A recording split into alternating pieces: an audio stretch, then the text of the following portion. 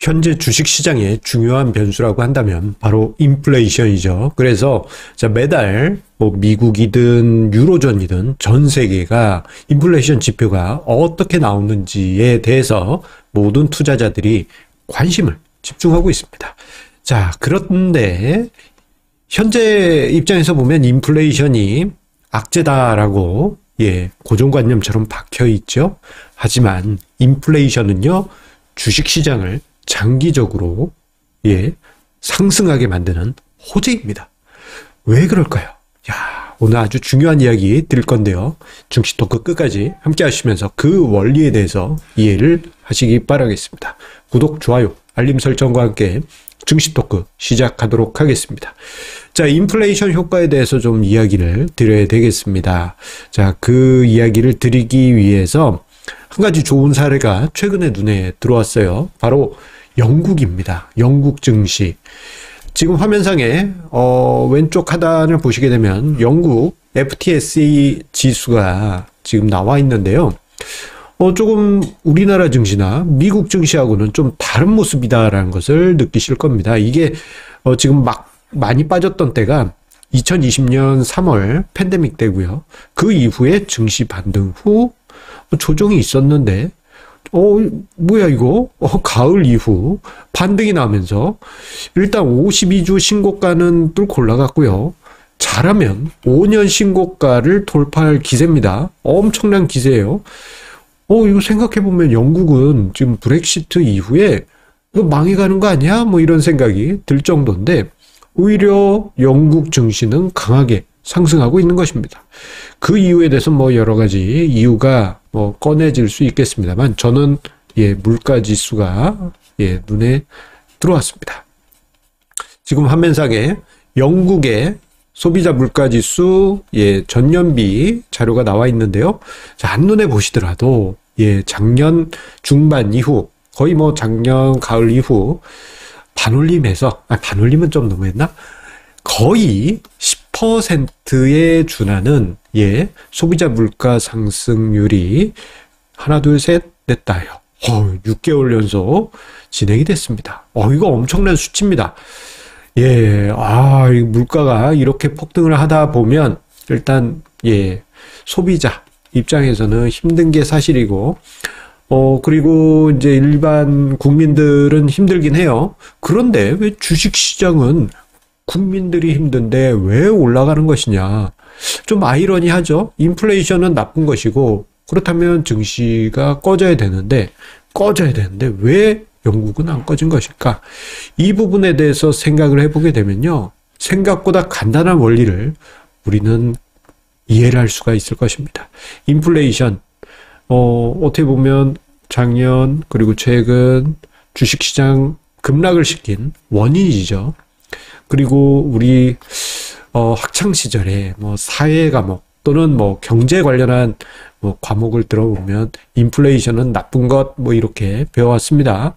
그런데요, 인플레이션이 발생하게 되면요, 자연스러운 현상 중에 하나가 재화, 제품, 용역, 서비스 이런 것들의 가격이 모두 상승하게 되죠. 모두 상승하게 됩니다. 그러면 이게 물가 지표에 안 좋고 한 부분은 맞긴 해요. 그러면 이제 중앙은행이 긴축을 단행을 해서 물가를 잡으려고 하지 않습니까? 자, 그런데 이러한 현상이 나타나면 기업 입장에서는 어떨까요? 기업 입장에서는요. 기업 입장에서는 이건 좋죠. 일단 매출이 증가합니다. 물론 비용이 증가하는 부분도 있지만 자, 회사에 따라서는 매출 증가가 비용 증가보다 더 큰 경우가 왕왕 발생하거나 많이 있기 때문에 그리고 또 이 인플레이션 시기가 이제 국민들에게 안 좋은 이유는 물가 상승보다 임금 상승이 늦은 좀 성격이 있습니다. 그러다 보니까 기업 입장에서는 비용이 좀 뒤늦게 올라가면서 이익이 증대되는 이러한 효과가 발생하게 돼요. 즉, 한번 어떤 제품 가격을 올리게 되면요. 그 다음에 어떻습니까? 제품 가격 안 떨구죠. 어떤 과자 값이 옛날에 저 어렸을 때 유명한 과자가 한 봉지에 200원이었습니다. 그것도 비싸다고 잘 사먹지 못했는데 요즘은 한 1,000원? 1,100원? 편의점에 가면 1,100원 그런 것 같아요. 1,100원, 1,200원? 그런데요, 이 1,200원 현재 위치에서 1,200원 된 그 과자가 200원으로 떨굴 수 있어요? 못 떨구죠? 그 과자가 요즘 1,500원이 된 것 같더라고요. 편의점에서 1,500원이 됐다? 나중에 뭐 소매 가격, 뭐 여러 가지 원재료 가격 떨어진다고 해서 1,500원이 1,000원 됩니까? 안 됩니다. 결국 기업 입장에서 매출 증대 그리고 이익 증대의 효과가 있어요. 인플레이션은 이러한 효과가 있습니다. 그와 함께 자산 가치가 증대되는 효과가 있습니다. 예, 이건 당연하죠. 가만히 있더라도 뭐 오래된 기계가 감가상각 다 하고 봤는데 이거를 고철로 팔았더니 그 사이에 인플레이션 때문에 고철 값이 엄청나게 뛰었다. 그럴 수도 있지 않습니까? 자산 가치가 증가하는 그러한 효과가 발생하게 됩니다. 결국 기업 가치가 상승하게 되니 주가가 상승하는 현상이 나타나게 되죠. 이러한 현상은 하이퍼 인플레이션이 발생한 국가에서 노골적으로 볼 수가 있습니다. 하이퍼 인플레이션 하면 어떤 나라들 떠오르십니까? 짐바브웨 떠오르죠? 어린이가 니어카에 지폐로 된 짐바브웨 돈을 끌고 가면서 너 그거 가지고 뭐 할 거니? 그러면 연료로 쓸 거예요. 예, 이런 거.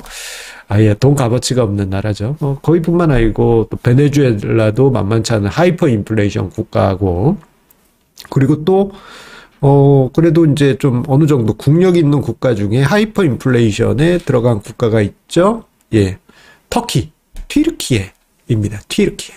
물가가 작년에 한 80%, 소박하게 80%. 이야, 짜장면 한 그릇에 7,000원 하던 게 거의 좀 과장 못해서 한 1,500원 가까이 올라갔다고 해도 과언이 아닐 정도로 물가 상승이 어마어마해요. 그런데 증시는 작년에 튀르키예 증시는 130%나 상승했습니다. 즉 물가 상승은요, 증시의 호재입니다. 호재. 그런데 대신에 이제 부담되는 것은 이거죠.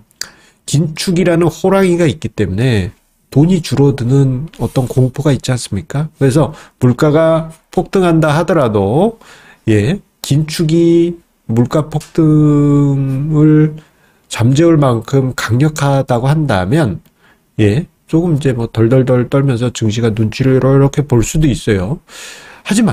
하지만요, 우리가 여기서 생각을 해볼게요. 뭐 튀르키예나 뭐 짐바브웨 또는 베네수엘라처럼 뭐 아무리 어떻게 해도 소용없는 물가 상승이거나, 튀르키예는 아예 금리를 낮췄죠. 이거 뭐지? 물가 잡으려고 안 했어요, 거기는. 자, 그러한 물가 폭등 상황이 만약에 일단락됐다 한다면 어떤 일이 벌어질까요? 여러분들 혹시 그런 생각 해보십니까? 일단 뭐 하이퍼 인플레이션 국가는 바로바로 증시에 반영이 되는데, 그래도 선진국 같은 경우에는 긴축이라는 호랑이로 통제를 하기 때문에 증시가 그 물가 상승을 제대로 반영하지 못하는 상황이 발생하게 되죠. 요즘처럼 말입니다. 그리고 물가 상승이 일단락되고 긴축이 이제 멈추거나 아니면은 이제 다른 방향으로 움직이게 될 경우에는 장기적으로 좀 흥미로운 현상이 나타나게 됩니다. 지금 화면상의 자료는 1970년대부터 해서 최근까지 2015년까지 표시한 S&P 500 지수인데요. 여기를 좀 자세히 보도록 하겠습니다. 어디까지 볼까? 여기까지 1999년까지 한번 보시도록 할게요.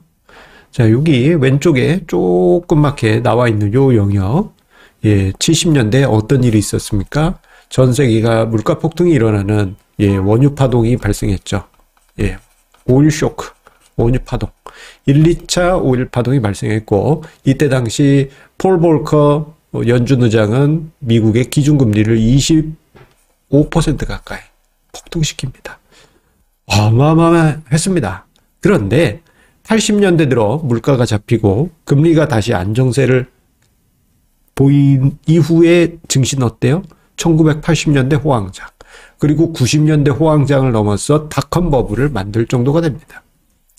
예. 그리고 요 과정에서 뭐 뒤에 90년대는 그렇다 하더라도 80년대에 나타났던 현상은 인플레이션 시기에 억눌렸던 밸류에이션들이 예, 금리 높다고 해서 뭐 5배 이하, PBR 0점 몇 배까지 뚝뚝 떨어졌을 거 아니에요. 그렇게 억눌렸던 게 정상화되면서 그냥 쫙 올라가는 거죠. 주가가. PBR 0.5에 있던 게 1 멀티플 같다? 그러면 이거 엄청나게 뛰는 거 아니에요. 그 사이에 기업들은 매출도 증가하고 이익도 증가하고 모든 게 아름다워지는 상황이 발생합니다. 그래서 인플레이션은 무조건 나쁜 게 아니다. 예, 이 이야기를 드리면서 오늘 증시 토크 마치겠습니다. 여러분들 주말 즐겁게 보내시고요. 우리 다음 주 월요일에 힘차게 만나 뵙겠습니다. 감사합니다.